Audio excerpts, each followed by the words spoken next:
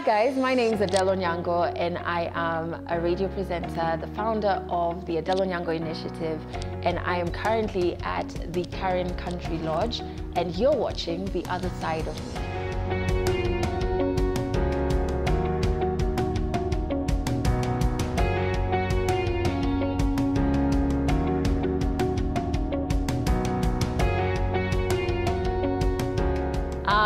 So I got into radio by mistake. I studied journalism, but my concentration was public relations, and I knew that was what I wanted to go into. So I had done a job shadow at Gina Din before campus, and so I was like, this is the plan. But getting into radio kind of just distorted that plan, because when I was at USIU, at the time I was doing poetry and I had a poetry gig. So I was invited onto the the radio station in the campus, right? To perform my poetry. And so back in the day, Thika Road was like 2 lanes. So the co-host of the show I was on didn't turn up, so they had me on the entire show. But the guy who was leading the show, and he really wanted to get into radio, and I just met him yesterday, actually, like a random fact. He would record all our shows and send them out to different media houses. So even after that day that I was on as a guest, he kept calling me back and calling me back and calling me back. So one of the stations that got those demos is 1FM. And when they were starting up, they called me. And they were like, okay, it's 1FM, we're based in town, would like to have a meeting with you. At the time, again, I thought it was poetry, so I thought they wanted me on one of their shows. But they were like, no, we're looking for radio presenters, can you do it? So I just said yes. The experience on radio has been really good. I think it's very fascinating to be able to use just your voice and captivate somebody's attention. It's been a teacher in how to communicate effectively, and that spirals into all other facets of life. It's been great to be at the forefront of people who are changing things in different industries, so from musicians to actors and actresses, and being able to meet with them and have conversations with them, or whoever it is, just in their own sphere. It's been great working with people who I grew up listening to, and that's been very humbling. And yeah, it's been good. I mean, I wouldn't erase it from, my story. I don't think one ever has to fill anyone's shoes. So for me, moving from mid-morning on KISS to the breakfast show on KISS was just me. It was Adelle's story. It was not dependent on because even mid-morning there was somebody, Linda Nyangweso, who's a brilliant radio presenter, was doing the show when I joined. And then I moved to breakfast. So it was just another chapter in my story. I don't like filling in anybody else's shoes because maybe I don't even like their shoes, So it was never like that for me. So there was never that pressure, because I was just doing me and just trying to demand more from myself and trying to see, okay, where is this career in radio going to now for Adelle? Yeah. So yeah, I do many things other than radio. And so in December last year, 2018, I launched the Adelle Onyango Initiative, which really tries to create opportunities for youth and women. And we started, the backstory of the initiative started before, but we launched it last year. And so in terms of youth, when I joined radio, from 1FM until now in KISS, there was a hashtag Team Adelle, which was many listeners would use it when the show was on, and most of them being young. But I would interact with them and be in WhatsApp groups with them, and we'd go for hangouts and do like charity events with them. And then you start to understand some of the issues that young Kenyans have. So it moves from them being listeners and just passively taking any content that you're giving them, to a point where you're now understanding what their problems are and you start talking solutions. So I was like, okay, let's try and make this a bit more structured so that it can benefit young people better. So we did about a lot of charity events and fun hangouts as well. That's also important. But in 2017, we registered the members of Team Adelle. So Team Adelle really is the youth arm of the Adelle Onyango Initiative. And some of the programs that are in existence and are still running now, like the Job Shadow program. I told you earlier on, I did my Job Shadow before I went into uni, and that was really important for me, and it did so much for me in terms of knowing what I wanted to do. So we have a similar program like that under the Initiative for Young People, and we're in the second installment of it. So where we partnered with FUSU, and to be able to get young Kenyans into organizations to shadow professionals from their dream careers or even the careers that they're pursuing, just so they get a feel of what the field is like. In terms, so far we have about 4,100 registered young people in the initiative. It was important for us to do that so that we're not sitting in boardrooms or living rooms and deciding what solutions young people need, but to understand where they are in life. Are they in school? Yes. If not, why? You know, are they trying to open up a business? And even on that note, another program that we did is this: we try and give as many scholarship opportunities as we can.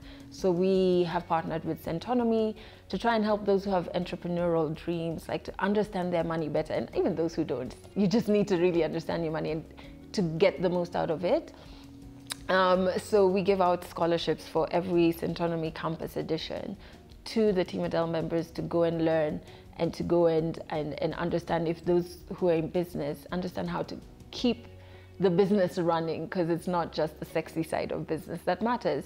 And we have a few more opportunities that are going to be rolling out in the next coming days. We did one with NILAB as well, which also was looking to prepare young people for either employment or entrepreneurship.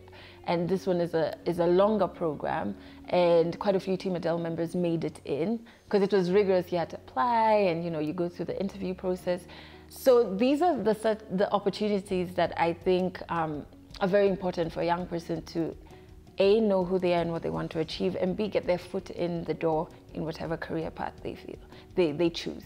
So unapologetically African, I wouldn't say it is a slogan or a theme, or it's you, it's me, right? We're African. I love that fact, but whether you love it or not, it's what we are. And so I think it's more of like a way of life. It's you. And for such a long time, we've almost had to apologize for being African. We've had to apologize for the way we do things. We've had to adopt other people's solutions and say, okay, well, in the States, they did A, B, C, D. Let's mirror that and put, you know what I mean? We've always, maybe from ourselves, or also what we've gone through historically, felt like we are less than. And to be worthy, we have to adopt somebody else's way of life. So basically, I'm not doing that. And I'm not sorry about it. So it governs everything that I do. Wow. So in 2017, I was part of a conference that was, trying to make the internet safer for young kids, right? And so it was looking at, yes, the internet is a brilliant place. There's so many opportunities. There's a lot that young people can learn, but there's also things like cyberbullying, which is something that I've experienced and continue to experience, unfortunately. So I went on to be part of a panel to be able to just discuss what solutions can be brought to the table. How do we hold certain platforms accountable that young people use? What are they doing to ensure that young people are safe? So it was in the UK, and the opening of the conference was by Kate Middleton. And no, we're not on first name basis. I was Kate. And so they came to open the conference, and I was selected as one of the delegates and panelists at the conference to, receive them. And yeah, so that's how I met them. I do know, like, it has become the story that makes it seem like I had dinner with them or like we're boys. It's not like that. I was just fortunate to have been selected to be able to meet them and welcome them to the conference, yeah. So before we met them, yes, obviously you're taken through because also security and stuff like that. So you're told this is, where they're going to be passing, and this is where you're going to meet them. And then I think we were told to curtsy before, but I forgot all of that. Because when you're in the moment, you don't remember certain things. But it wasn't a bad thing, because I think all of those are just, they're just things. These people are human like us. And so it wasn't the end of the world that I forgot to curtsy, yeah. So I had a conversation specifically with Kate Middleton, and it was on what my role in the conference was, which was cyberbullying. And then we spoke about cyberbullying. She was actually interested in knowing what Kenya is doing to protect young people online from cyberbullying, which I thought was really good, because most of the time people assume that it's only Africa can only receive information, but we have pretty good solutions that we can share with the world. And so that was good. Yeah, so we just spoke. It wasn't too long. It wasn't a very long conversation, but that was the gist of it. I think if you're one of the people who's online, whose sole purpose is to pull other people down, you need to log off and figure out what it is that's driving that. It's something is broken within. And so that's what helps me like even handle cyberbullies now. Obviously, if you find me on a bad day, if I'm having a bad day, I'll have a very bad reaction to it. But I just at the back of my head always know that it's less about me and more about the person and what issues they're having, and they're taking it out on me. I think it's very important for people to know that yes, I've had challenges, and I've been very vocal about it. From losing my mom, I speak openly about grief. I speak openly about rape and the things that I want to change in the country in that regard. But it's not something I wouldn't say I've gotten over things. Sometimes, and especially with like this age of social media, people believe that it's just like perfection, and so and so has gotten over it. What's wrong with me? I do have my very hard days, and I do have days when I have to rely on my support system. But I'm very okay in having those days, because it means I'm very human, and I'm okay in my humanity or humanness. But I think, yeah, it's some days you take it a day at a time, and you kind of figure out what your coping mechanisms will be. So I write a lot. I love to journal, and it helps me deal with my emotions. So yeah, I have received a couple of, I wouldn't call them awards, but it's like I have been on BBC's 100 Women 2017, OK Africa's 100 Women 2018. And that was very humbling, but it's not the sole reason I was doing what I was doing. I did know that I wanted to have an influence. I think at the beginning of 2017, I was very clear that I wanted to have influence across the continent, and to be able to be in good company when it comes to being of that influence. I didn't know how it's gonna get there, but I knew that was the end game for 2017. So I think the BBC top 100 Women list came out, if I'm not wrong, August, September is when they sent the communication. And so I was just like, what? I talked about this in like January. How did this come to be? But it's, your words are so powerful. They really like steer you in the right direction. And if you have a goal and a purpose, and everybody who's working with you is aligned towards it, then everything will work out that way. So for that one, I think for me, it just meant you can achieve whatever it is that you kind of focus on. So that was the lesson from that. So 2018, I was just like, oh my God, I can be anything that I want to be. So when the OK Africa 100 Women list came out, that was also good, because I was really getting comfortable in my Africanness, and really being more passionate openly about the continent and where I want it to go, and the place that I see for young Africans in it. And so it was really humbling to receive that as well. But it doesn't change the course. Like, we're still like trying to make that influence, trying to create opportunity and to change what we want to change while we're here. And by we, I mean myself and my team. My poetry. It was really nice. Like, poetries are really nice. I will always love poetry. I will always love reading it. I will always love dissecting it. Performing it was nice when I had my open mic night. And then at a point I got tired of the performing, and I prefer writing. But right now I'm just in a stage where I'm more consuming other poets' works, which is not a bad space to be in. So I'll always love it in some form. So whether it's performing, writing only, consuming, who knows, maybe the next one will be performing, who knows. But I still really do love poetry. I think it's one of the most fascinating forms of art, yeah. I have been married, I feel like such a bad wife because I don't know the exact, but I have been married for, it's going to be 2 years, end of July. Like, it's sad that I know other people who are just like 1 year, 2 months and 3 weeks, but I just know it's going to be 2 years, the end of July. The experience of being married is really good because I'm actually best friends with my husband, so it's just fun. Obviously, you know, you get married and the two of you have for years, over 2 decades, been doing things in a certain way. So of course you'll have to compromise and learn each other's, you know, different styles of doing things. So I normally hear people saying that it's not easy and it's not nah.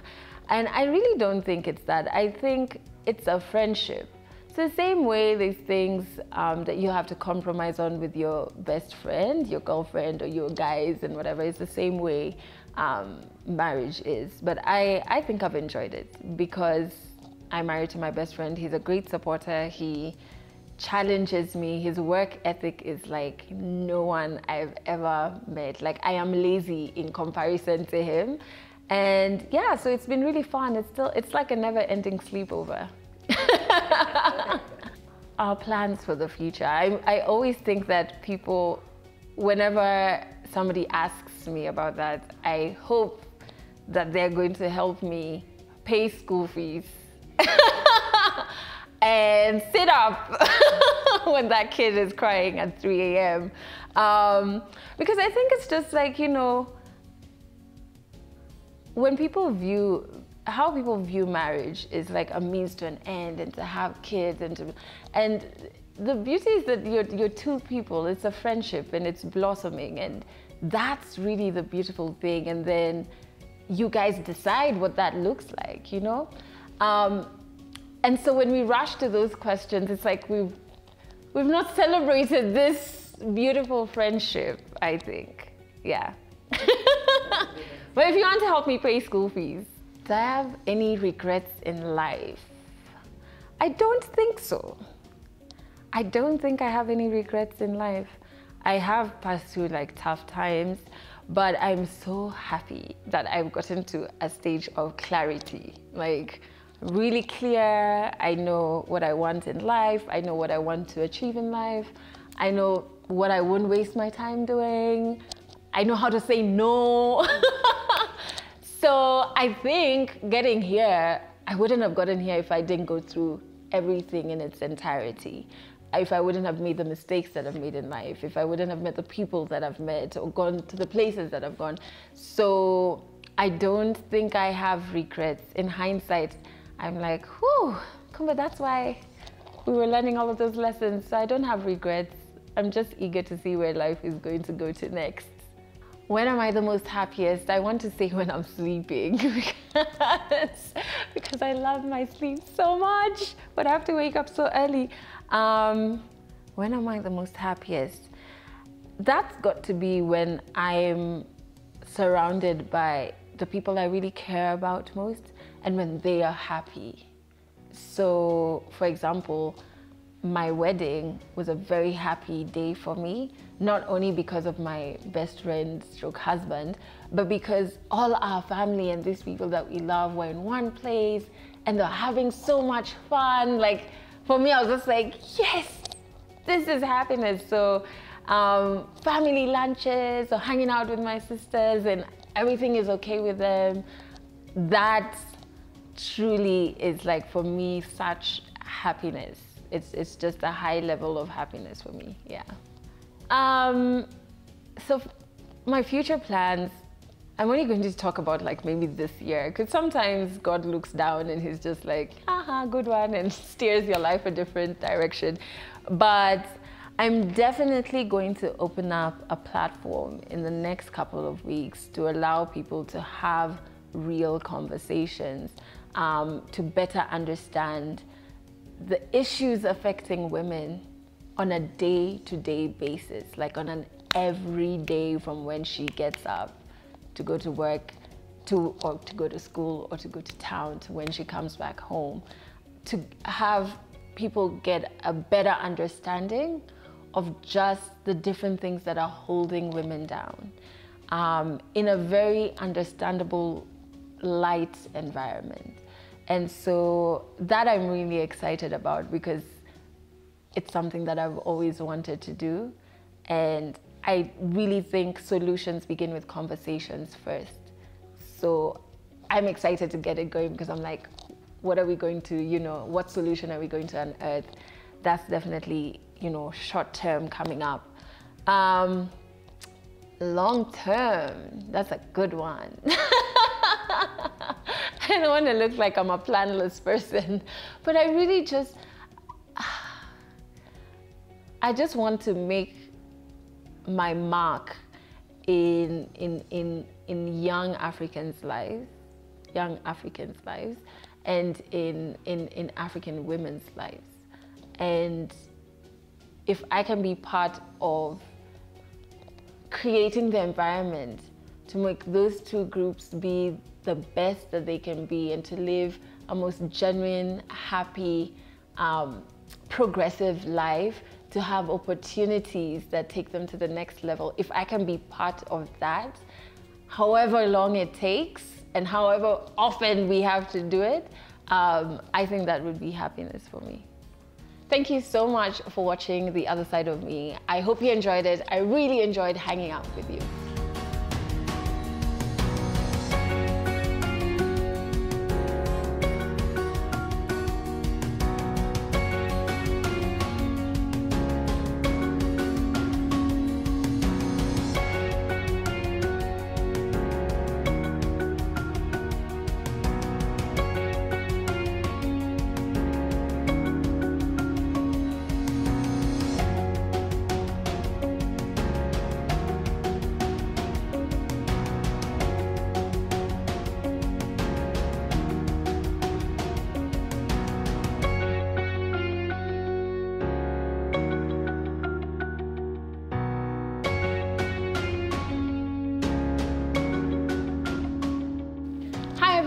My name is Adelle Onyango. I am a radio presenter, the founder of the Adelle Onyango Initiative, and I am... Yeah. Oh, sorry, I'm trying to think of...